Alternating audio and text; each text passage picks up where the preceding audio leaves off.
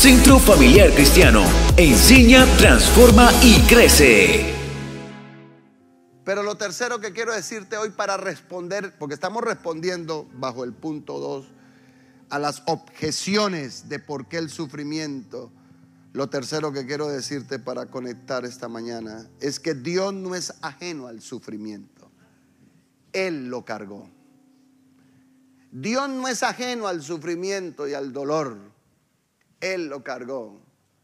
Debemos entender entonces que aquí es una de las grandes diferencias del cristianismo con cualquier otra creencia religiosa. Solo en el cristianismo Dios decidió sufrir voluntariamente. Porque dice la Biblia, de tal manera amó Dios al mundo, que ¿qué hizo Dios? Envió a su Hijo unigénito. ¿Y a qué lo envió Jesús? A morir por ti. Aleluya. Y a no a morir de cualquier manera. ¿Sabe que alguien dirá, pero claro, yo soy el que estoy sufriendo, Dios no me va a entender? Bueno, pues precisamente porque Dios envió a su Hijo. No hay ningún Dios en la antología, ni en las filosofías, ni en el misticismo. Por eso Dios es el Dios que marca diferencia. Porque Dios no solo es Dios porque es soberano y está en su trono de gloria. Es que Dios también se insertó en la historia humana. Se insertó Él mismo de su propia voluntad. Decide soberanamente insertarse en la historia humana caída, frágil, en la historia humana débil, con dolores y lágrimas. Y el Dios soberano se inserta y vive los procesos que vivimos los humanos. Desde el nacimiento, del parto, el bebé que gatea, el niño que juega, el adolescente con cambios, inquietudes, el joven hasta el adulto.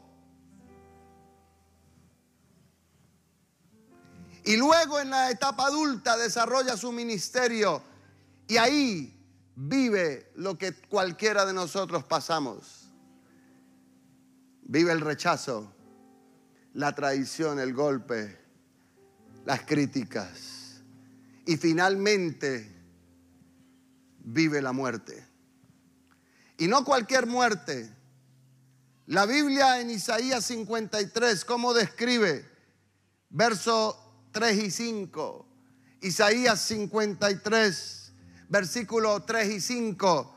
Isaías nos hace una descripción de aquel varón de dolores y dice: despreciado y desechado. ¿En dónde? Entre los hombres. ¿Varón de qué?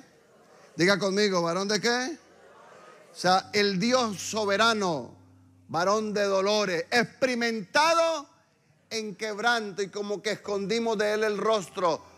Fue menospreciado y no lo estimamos. Verso 4, ¿qué es lo que nos dice el texto? Ciertamente llevó él nuestras enfermedades, sufrió nuestros dolores y nosotros le tuvimos por azotado, por herido de Dios. Mas él herido, aleluya, mas él herido fue por nuestras rebeliones, molido por nuestros pecados. El castigo de nuestra paz sobre él. Alguien debería decir eso. Y por su llaga fuimos curados.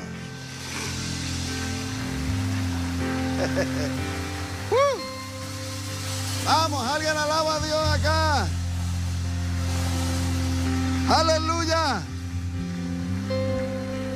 Escúchame, mi hermano querido, mi amigo. Esta es la diferencia de Dios con cualquier otro ídolo. Porque Dios no se quedó en su trono y en la distancia. Él mismo decidió insertarse, venir a la raza humana y vivir el dolor. Y no cualquier dolor tampoco. El proceso de crucifixión de Jesús fue espantoso. Empezando por la flagelación. ¿Sabe que la flagelación no es como algunas veces? Quien más quien más alcanzó a describir fue Mel Gibson con su película. Y aún así está corto. Porque la Biblia dice en Isaías 53 que fue desfigurado, como que no le conocimos. Pero los látigos romanos, déjenme mostrarles solo una cosita. El látigo que se usó con Jesús era este látigo. Y los látigos en la punta tenían una esfera de metal con huesos de cordero. Y cada vez que el soldado romano tiraba sobre la espalda, ¿qué cree que hacen las puntas del hueso?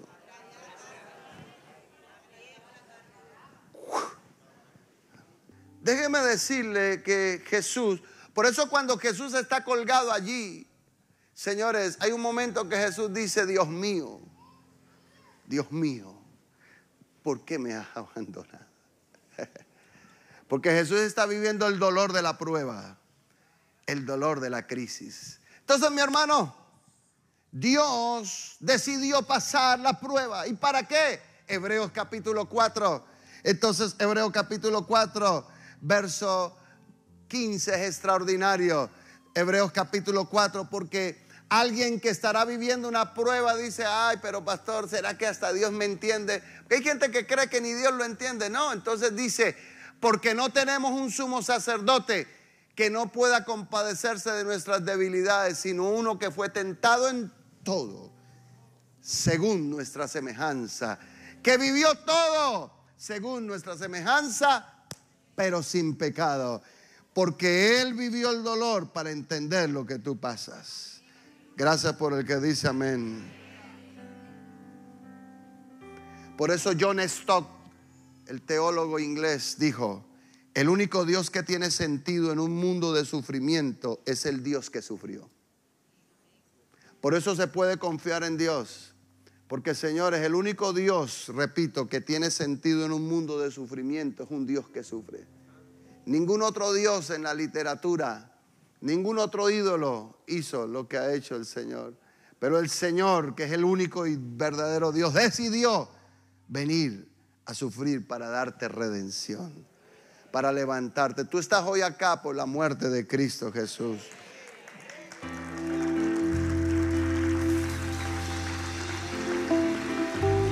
Lo cuarto que quiero que entiendas como respuesta ante la objeción escéptica es que el sufrimiento no contradice la bondad de Dios, sino que revela su propósito eterno.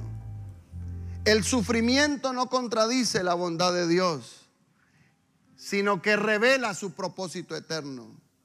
En nuestra experiencia humana que es limitada, el sufrimiento, ¿cómo lo vemos? Para mí el sufrimiento suele ser absurdo, injusto e incluso incompatible con la existencia de Dios.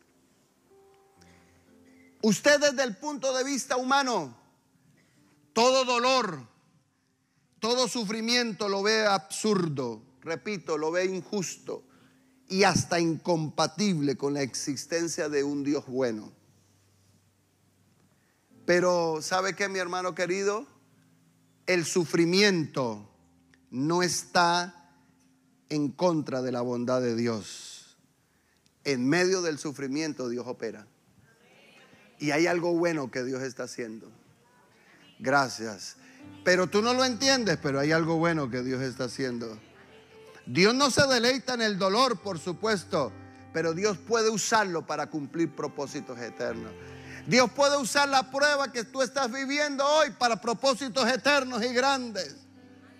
Aleluya. Es muy probable que el sufrimiento y la prueba que yo esté viviendo sea usada por Dios para corregirme, para corregir cosas, para formarme, pero también para validar que tú eres un hombre, una mujer de fe.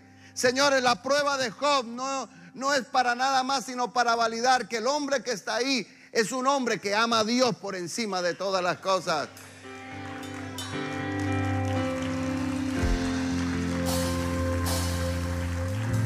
Escúchame, la prueba y el sufrimiento y los detalles de vida que tú vivas pueden producir en ti un carácter, una fe firme, compasión y humildad que no tenías antes. Es más, le voy a decir algo, muchas veces las pruebas si se saben llevar bien, sacan una mejor persona, una mejor versión de ti. ¿Sabe que el Job que entró a la crisis y el Job que salió es una mejor versión?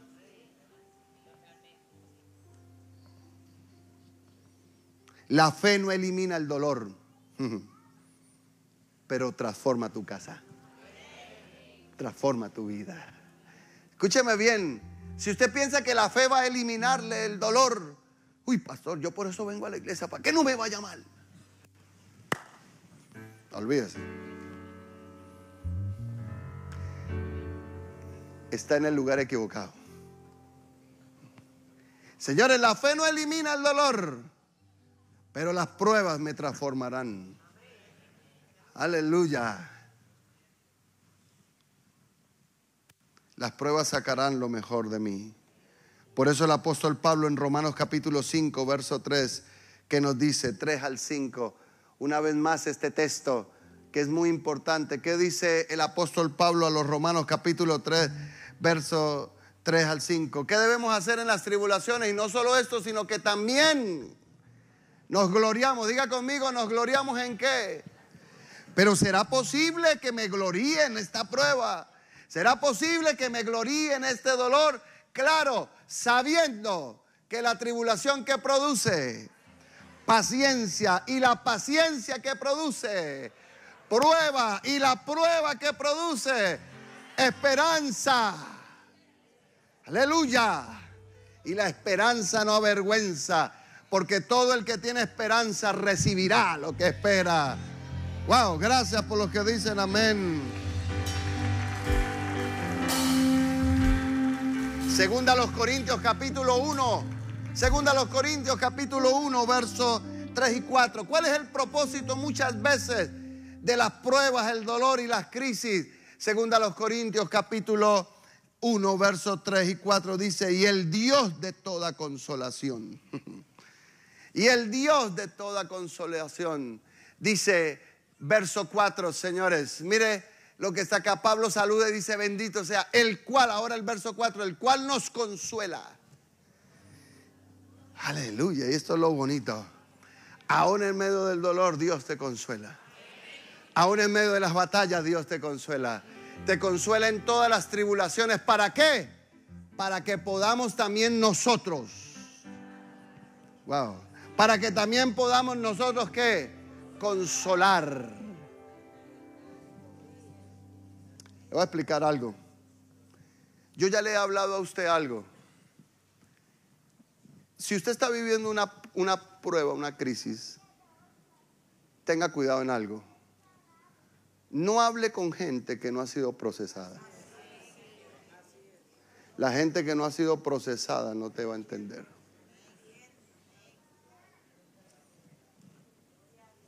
Porque ¿quiénes son los que consuelan?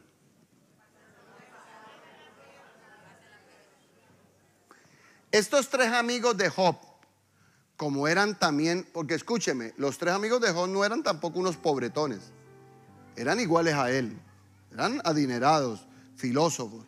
Claro, pero como ellos tres no han vivido lo que está viviendo Job, es muy fácil. Pero qué diferente es cuando tú hablas desde lo que has vivido. Por eso es que alguien que ha vivido un proceso entiende a otro.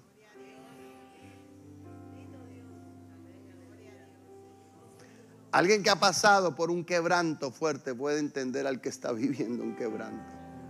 Entonces tú tienes que entender que muchas veces Dios permite la prueba precisamente para quebrantarme, pero no por mí, sino para que yo también pueda consolar a los que están en cualquier tribulación. Y por medio de la consolación con que nosotros hemos sido consolados, o sea que tú vas a ser un agente de consolación para otros. Tú vas a ser un agente de restauración para otros. Vamos, alguien aplaude al Señor acá. Aleluya. Si hoy lloras, es porque mañana vas a ayudar a otros en medio de la prueba. La gente más dura que existe muchas veces son los que no han vivido un proceso. Pero cuando tú has pasado un proceso, puedes ayudar al otro. Aleluya. Así que Dios va a levantarte como un consolador de generación. ¿Alguien puede aplaudir a Dios por eso? Y por último, permítame darte una quinta respuesta. El mal tiene un final y la justicia de Dios triunfará. Gracias. Escúcheme bien, tú tienes que entender esto.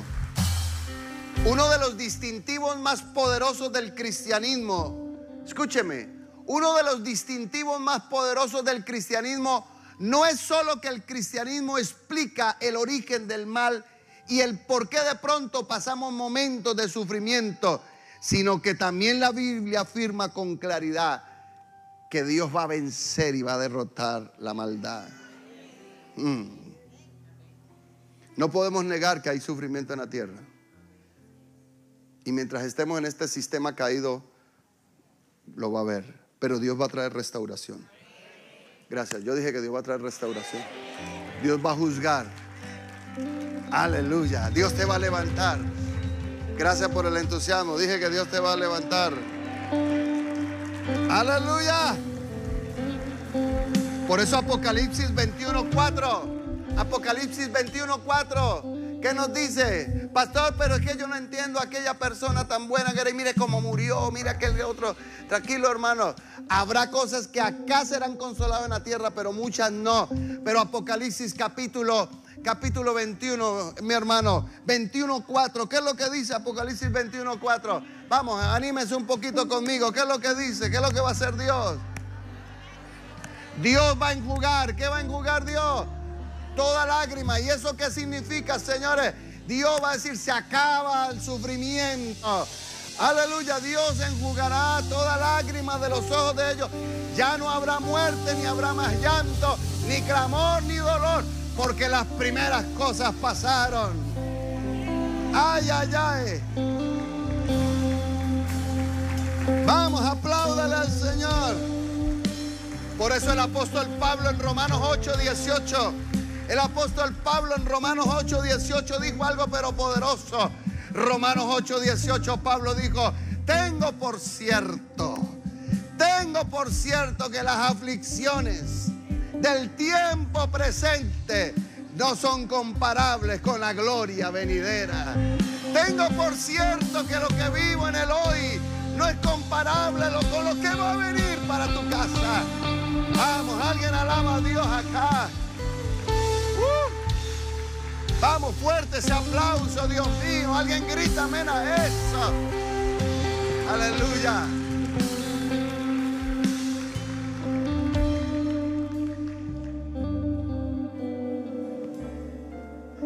Por eso es que los cristianos primitivos enloquecieron a algunos emperadores como Nerón y otros, porque ellos no entendían cómo era que en medio de la muerte había gozo. Porque es que el cristianismo tiene sentido. Porque lo que usted ve como pérdida, cuando hay un hermano que está sufriendo y muere, todos lloran. Ay, yo no sé por qué murió. Porque usted todo lo ve como pérdida. Pero señores, lo que hay es ganancia.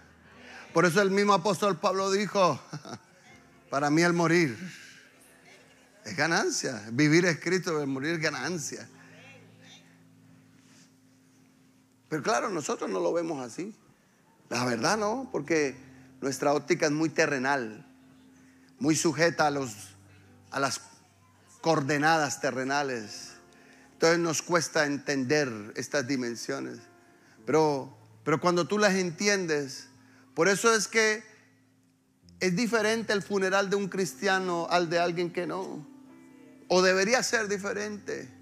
Me encanta cuando yo voy a funerales de cristianos que saben manejar bien y están con gozo. A otros que por el contrario parece que el mundo se les... Ay, me quiero enterrar contigo. Sí, porque hay gente que... Ay, me quiero enterrar. Uno dice, pero llévame. Pero uno dice, pero eso qué sé. Y no le estoy hablando de gente que no es cristiana, un cristiano. Entonces, ¿qué entiende uno? Hay hermanos que todavía no comprenden. Escúcheme, pero llevan años sentados en las iglesias. Que usted lleve años escuchándome no significa que comprenda. ¿Sabe cuándo se da uno cuenta de la comprensión que tú tienes? ¿Cuándo se dio Job cuenta de la comprensión del Dios que tenía?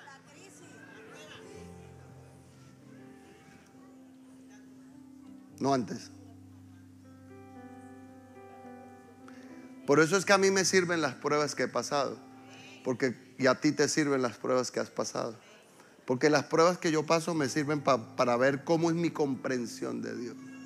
Porque yo soy pastor ya por más de 36 años y yo a veces digo, oh, yo lo conozco, pero cuando apareció una crisis uno dice, uy, ¿y qué fue lo que pasó acá?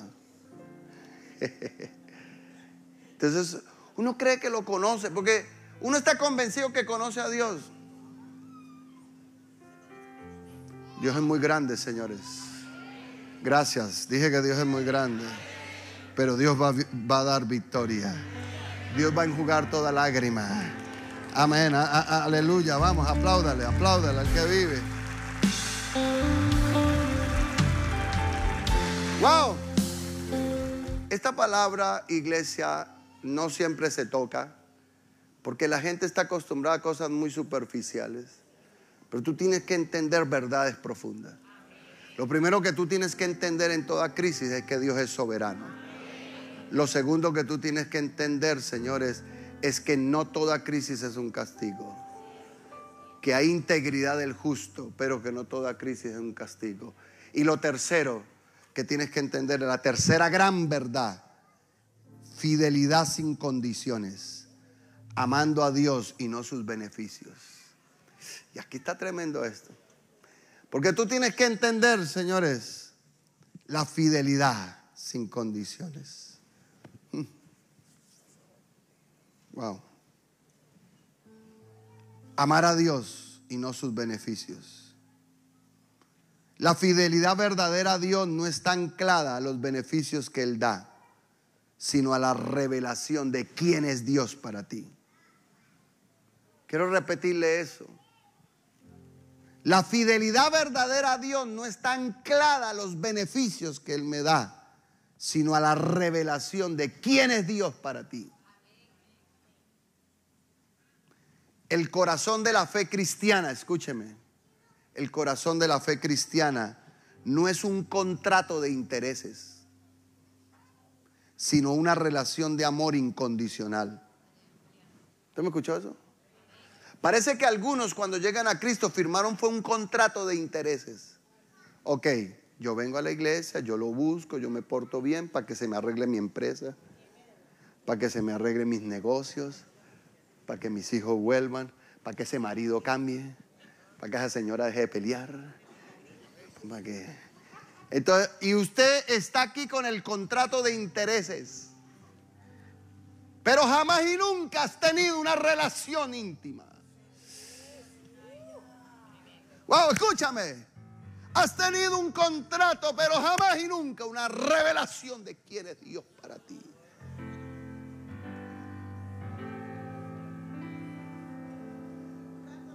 Entonces, escúcheme. Otra vez volvemos. Satanás eso lo sabía y lo sabe. Satanás lo sabe. Lo sabe también que capítulo 1, verso 9.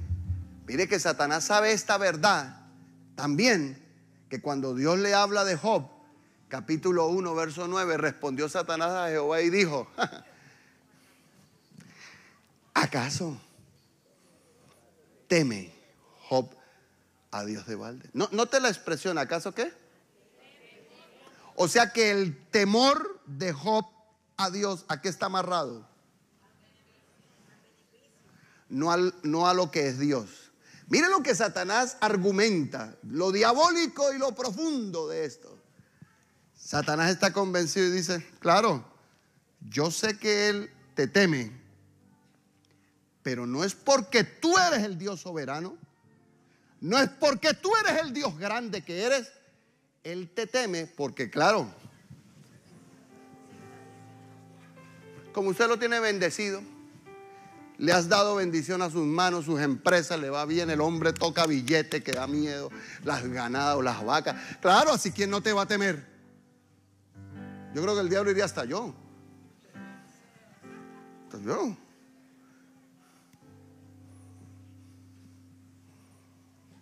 ¿Sabe cuál es el argumento del diablo? Job es fiel, no porque te ama. Job es fiel porque usted lo ha rodeado de bendición. ¿Usted ve lo que está haciendo Satanás? Satanás está acusando el corazón de Job.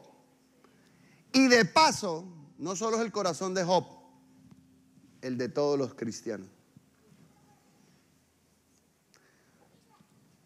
Señores, uno de los mayores desafíos que existe a la fe cristiana, ¿cuál es?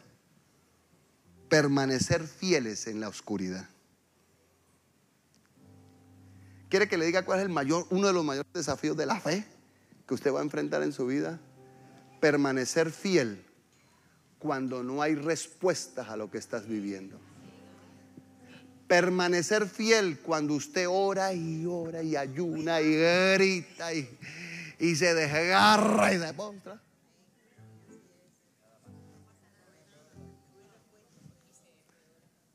Y peor todavía, se empeora el asunto. Le llegan mensajero tras mensajero. Usted ve que a Job le llegaron mensajero tras mensajero. Señores, uno de los mayores desafíos a la fe es ese. Cuando no hay respuesta, cuando mi tránsito es de oscuridad y no hay nada.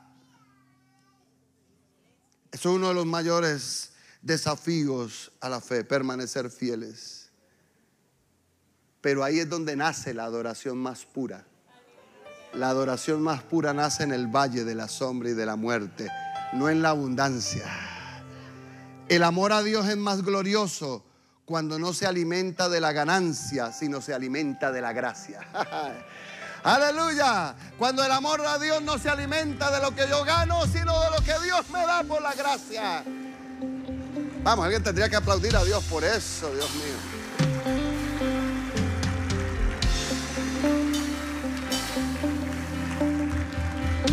Pero escúcheme, mi querido hermano. Aquí otra vez volvemos a lo que llamamos toda la línea argumental que traemos.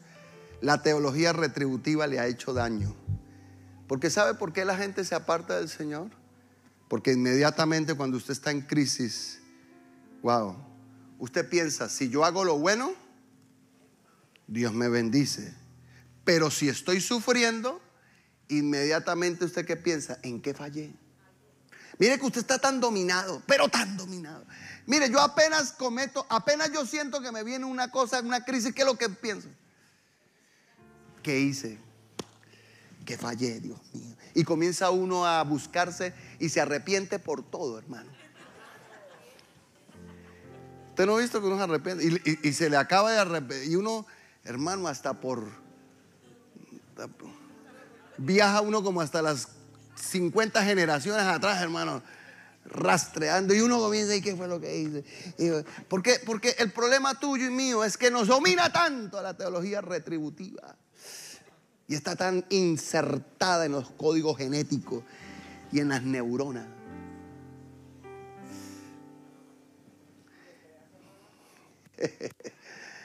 Y entonces, ¿cuál es el problema con esta teología?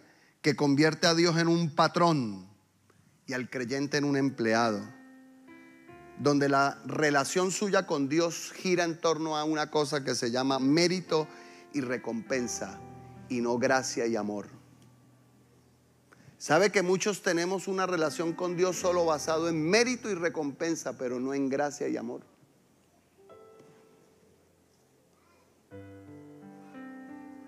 Job es descrito como perfecto y recto. Dios mismo lo recomienda, pero a pesar de que es perfecto, recto y que Dios lo recomienda, aún así Job sufre la mayor tragedia sin haber pecado.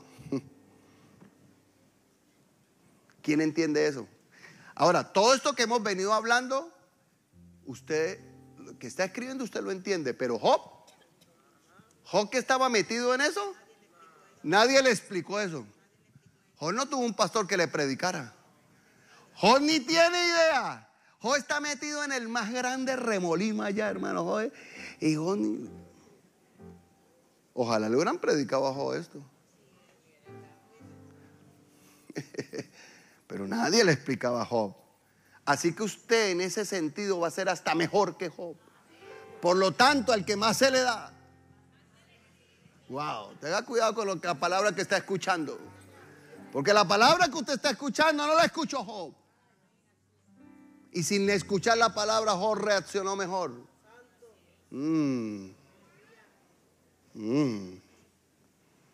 La fidelidad de Job no depende del favor de Dios, sino de la relación que él tiene con Dios.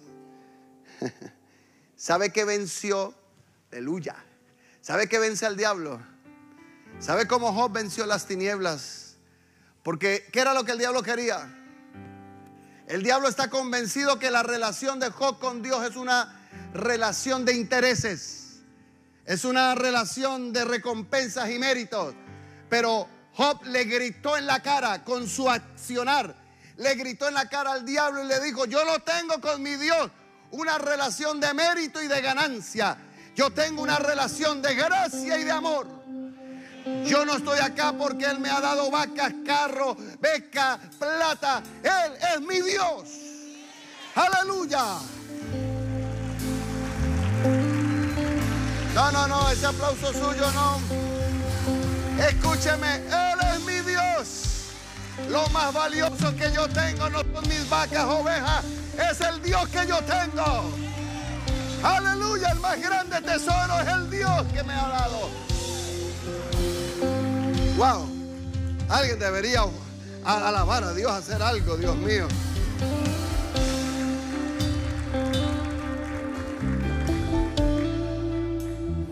Pero otra vez volvemos en este viaje que estamos a las objeciones del ateísmo. Muchos ateos, como algunos que ya le he nombrado acá, como el señor Christopher Hitchens o el señor Sam Harris, ellos consideran que la religión, escúcheme esto, que la religión es una muleta emocional para quien busca un consuelo fácil. Para los ateos, usted está aquí porque usted es un lisiado emocional. Y usted lo único que está haciendo esta mañana es buscando una muleta emocional. Su fe es una muleta emocional.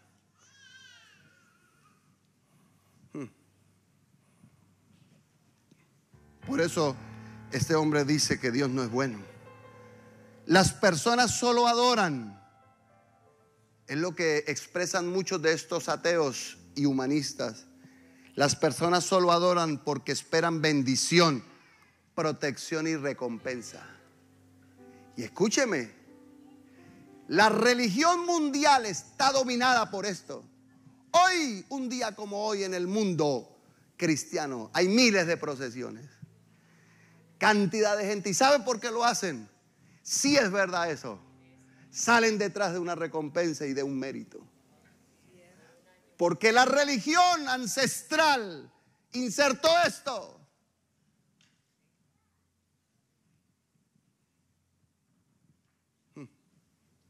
Se me fueron. Los perdí.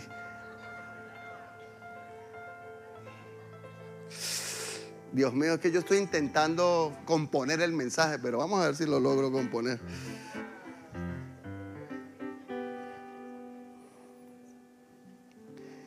Pero es que lo que viene no sé si es más complejo todavía que todo lo que les he hablado. Porque escúcheme, para los ateos, los cristianos tenemos una fe utilitarista. Una fe utilitarista. ¿Sabe usted qué es una fe utilitarista? Es que el ser humano obedece para recibir algo a cambio, no por amor ni por gloria de Dios. ¿Sabe por qué usted está acá según los ateos? Porque tu fe es utilitarista. Usted está aquí para utilizar a Dios. Y usted. Mi querido siervo, una fe utilitarista. La fe utilitarista. Estamos acá para sacarle algo a Dios. Por eso es que hay hermanos y gente que solo viene a la iglesia por un tiempo. Miren, en mis años de pastor he visto los ciclos de algunos. Usted no, porque usted es un bendecido. Pero hay otros con ciclos. Usted ve que hay gente que dura 2 o 3 años y se va. Estuvieron en la iglesia y uno a veces le pregunta qué pasó. ¿Sabe por qué? No, pastor, pues yo vine, pero no vi cambios. O sea, como usted no logró lo que quería, tu fe utilitarista. te va. Porque usted está esperando utilizar. Usted piensa que Dios es su cajero electrónico allá.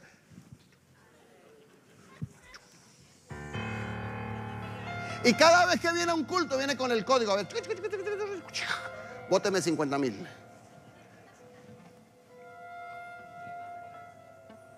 Pero hay días que el cajero está trabado, hermano. Hay días que no lee el chile. Hay días que no le bota plata. Y entonces, ¿qué pasa cuando no le bota? Comienza el desespero. Pero yo no entiendo. Yo tanto que ayuno, yo tanto que oro, pastor. Mire, yo no me perdí un culto. Usted hasta un Viernes Santo me tiene aquí.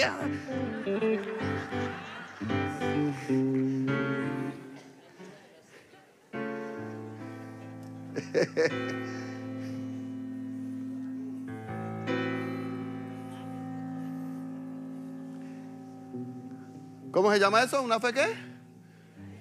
¿Una fe qué? Es tremendo. Una fe utilitarista. Millones de cristianos en el mundo tienen una fe utilitarista. Ellos solo tienen la fe de utilizar a Dios. A ver qué logro sacar. ¿Logro sacar el milagro de mi casa? ¿Logro sacar el arreglo económico?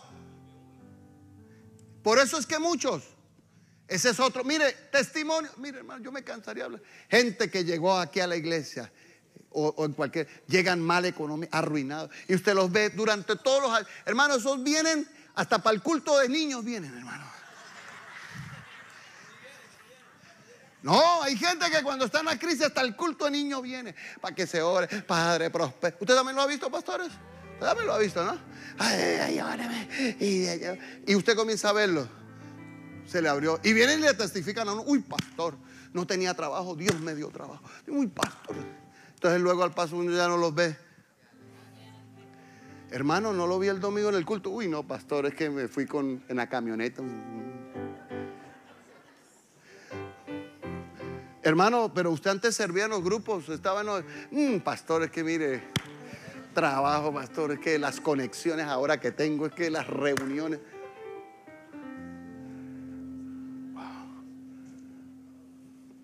Y con el paso del tiempo ya no vuelve. Porque lo único que yo esperaba era lograr algo. Y como Dios es bueno, porque Dios es bueno, Dios bendice. Porque ya les dije al inicio de esta serie que hay dos pruebas. La prueba de la escasez. Pastor, pero yo no entiendo por qué a esos hermanos Dios los bendice y se van. ¿Usted qué creyó? ¿Usted cree que la escasez solo es una prueba? A veces Dios suelta también para probar. Habrá gente, escúcheme, habrá gente que va a estar en lo limitado, pero aquí habrá otros que Dios le va a poner en la mano millones. Las dos son pruebas. ¿Cómo me comporto en la escasez? Pero ¿y qué pasa cuando yo manejo millones? ¿Seré fiel a Dios? Hay gente que es capaz de diezmar los 10,000 pesos, pero cuando tiene que diezmar los 100 millones. La plata.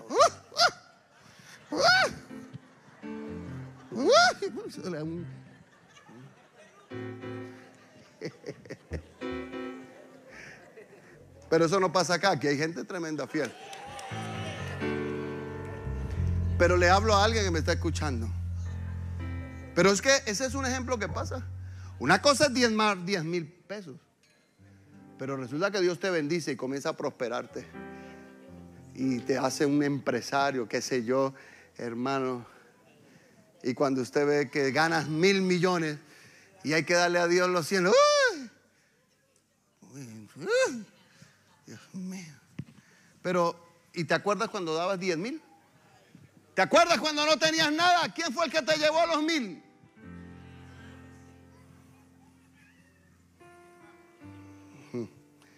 Abraza al que está a su lado con cariño. Dígale, relájese, hermano, tranquilo.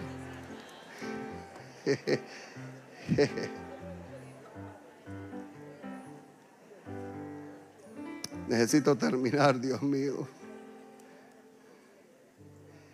Señores, ¿cuál es la respuesta ante estas objeciones humanistas?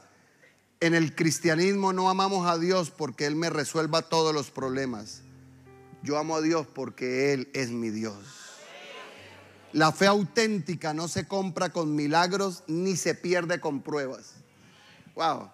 Escriba eso, hermano. La fe auténtica no se compra con milagros ni se pierde con pruebas, ni se pierde con crisis. La fe auténtica depende de la relación que yo tenga con mi Dios. Por eso Habacuc capítulo 3 verso 17 dice algo extraordinario. Al final el célebre profeta Habacuc 3:17.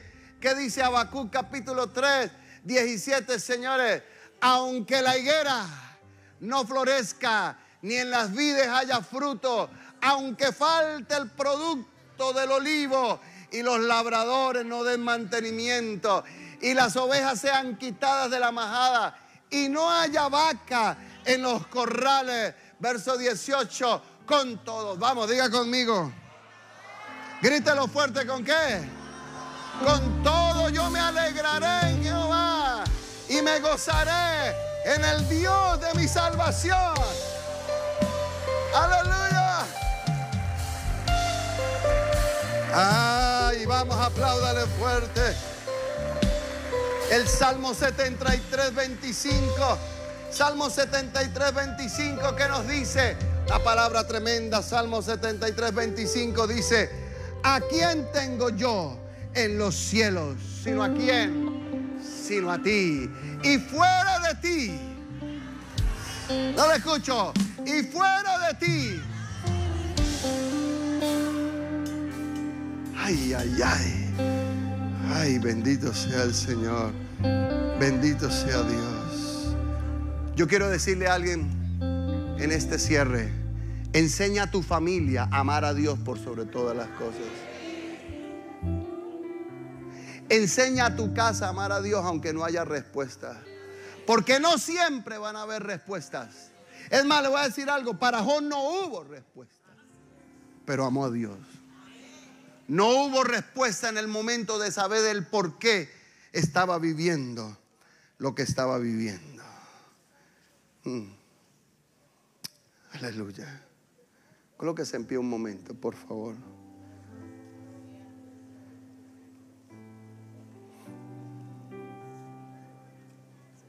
Aleluya.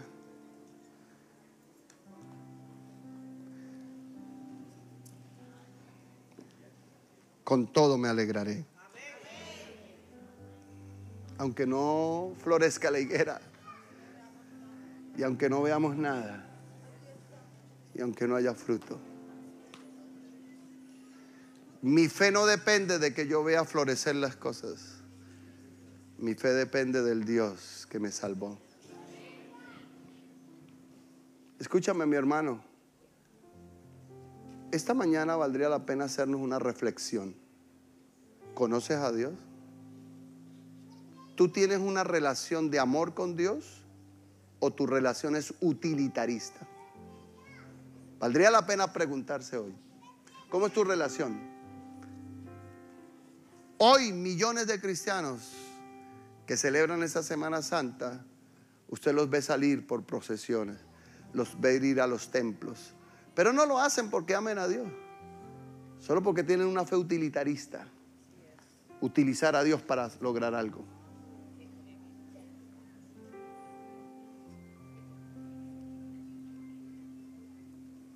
Por eso es que tú tienes que entender algo. Por eso es que muchas veces Dios va a permitir pruebas o va a permitir que pasen cosas. Yo he tenido gente que me dice: pastor, y viene la mamá llorando, o viene el hombre o la mujer: ay, pastor, pero ¿por qué Dios no impidió que mi hijo se fuera? Le voy a enseñar por qué. Parábola del hijo pródigo. El papá es un hacendado por el contexto de la parábola. Cuando el hijo pródigo le pidió el dinero, ¿qué hizo el papá? A los dos. Pregunto: ¿podía haber el papá detenido al hijo? Pregunta: ¿por qué no lo hizo? Peor aún, póngale cuidado. Póngale cuidado. Lo dejó que se fuera. Por el contexto de la parábola, usted entiende que cuando el hermano mayor llegó, le dijo: este se ha botado con rameras, etcétera. O sea, el papá sabía dónde estaba. Pregunto, ¿por qué no mandó un equipo de sus servidores a traerlo? ¿Por qué? Usted tiene que aprender la parábola, porque la parábola es una gran revelación del carácter del Dios soberano. Tú tienes que entender que Dios jamás va a obligar. Si usted hoy decide irse del evangelio, Dios no te va a impedir. Olvídese de eso. Dios no quiere que tú te vayas. Ay, pastor, yo no entiendo. Pero ¿por qué Dios no? Porque Dios no impide. Es más, pastor, porque Dios no manda a buscarlo. ¿Sabe por qué? Porque, señores, esto se llama libertad, gracia y amor. Tú tienes que tener la libertad de elegirlo a Él. ¿Qué fue lo que hizo reaccionar al muchacho? Cuando estuvo sumergido en lo profundo, él dice que volvió en sí. Porque es que hay gente que tiene que volver en sí. Y cuando volvió en sí dijo, ¿yo qué hago acá? Dice, me levantaré. ¿Quién tomó la decisión? Ahora, eso sí, cuando decide regresar, ¿qué hace papá? Porque papá lo estaba esperando. ¿Usted cree que papá quería que se fuera de la casa? ¿Usted cree que Dios quiere el dolor tuyo? No. Pero muchas veces, así como el caso de Job no fue por decisión de Job, el caso del hijo pródigo sí fue por decisión de él. Porque también es cierto que hay crisis que sí son mis decisiones. ¿Me está escuchando? Usted tiene que ver el balance que la Biblia nos ofrece. Job no está en una crisis porque le está pagando algo, no. Pero hay otras crisis que sí no las buscamos nosotros. Por ejemplo, el hijo pródigo sí se buscó la crisis él. Él no se tenía que ir de la casa de papá. Él no se tenía que ir de la casa. Pero él decidió porque se cansó, qué sé yo, no le gustó. No sé, ya me voy. Como hay gente que le mete las cosas raras, me voy. Pero aún así la gracia lo restaura. Porque Dios te está esperando que vuelva. Entonces valdría la pena que tú y yo reflexionáramos. ¿Cuál es nuestra fe? Es muy probable que este muchacho tenía una fe utilitarista. Esperaba que papá le diera algo. Y cuando papá le dio todo, ¿note qué hizo apenas papá le dio? Por eso hay gente que solo está esperando que Dios le dé lo que ellos quieren para irse. Es más, le voy a decir otra cosa. ¿Usted cree que las respuestas que Dios... Mire, siempre que usted ora, Dios responde. Vuelve, ese amén está raro. Pero se lo voy a decir. Siempre que usted ora, Dios responde. Algunos me miran y dicen... Yo le voy a decir otra vez. Siempre que uno ora, Dios responde. ¿A cuánto le responde? ¿Seguro? Pero espere, le voy a decir las 3 respuestas de Dios. ¿Usted quiere saber? Dios sí responde. Lo que pasa es que el problema es que usted no entiende. Dios responde de 3 formas. Dios responde con un sí. Eso es una respuesta. A veces Dios le dice a uno sí a las cosas. Pero también Dios responde con un no. Eso también es respuesta. Y la tercera respuesta, Dios responde con un espere. Tal vez no es ahora, será mañana. Pero Dios responde. ¿Vio que Dios siempre responde? Entonces, probablemente a lo que usted está orando y está hasta amargado, pero yo no sé, yo oro y no veo respuesta. ¿Cómo que no veo respuesta? ¿Ya Dios le dio respuesta? No. Pero usted no se ha dado cuenta que Dios ya le dijo no. Pero pastor, ¿pero por qué no? ¿Pero por qué? Porque probablemente a usted no le conviene que Dios le dé lo que está pidiendo ahora. Porque usted es como el hijo pródigo. Apenas Dios le dé lo que está pidiendo, deja el polvero.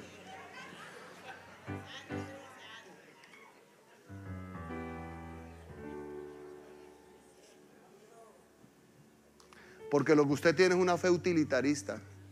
Tú no tienes una fe de amor a Dios. Usted solo está esperando que Dios te dé algo para ver si vas a seguir. Por eso sabe a quién valora Dios. Es más, mire cómo Dios llamó a Job.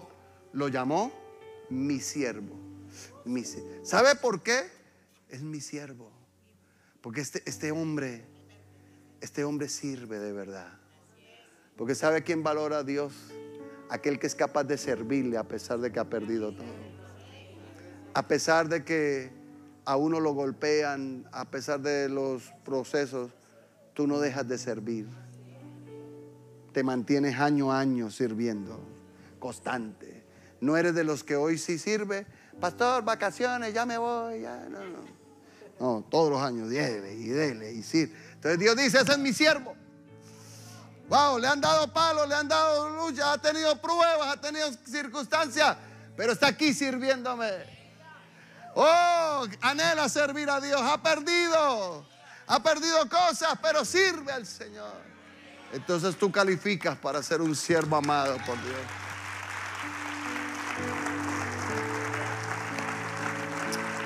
Aleluya. ¿Será que puedes cerrar tus ojos y adorarle por un momento? Esta palabra lleva a que tú reflexiones, a que yo reflexione. Que aunque la higuera no florezca,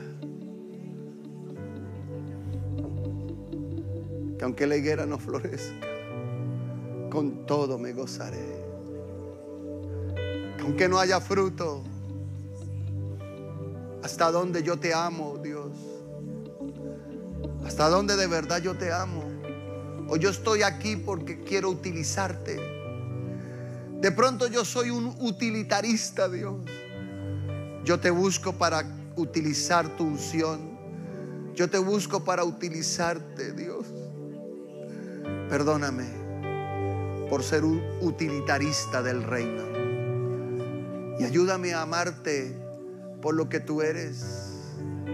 Probablemente muchos de los que estamos acá no estamos enamorados de ti.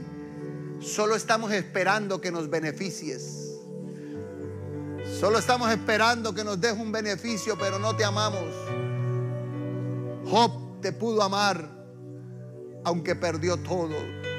Él no te amaba por lo que le dabas. Él te amaba por lo que tú eras. Te adoramos. Wow. Wow.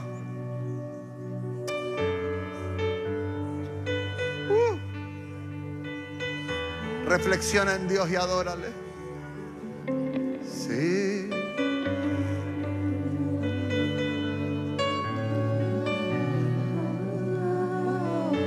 Centro Familiar Cristiano. Enseña, transforma y crece.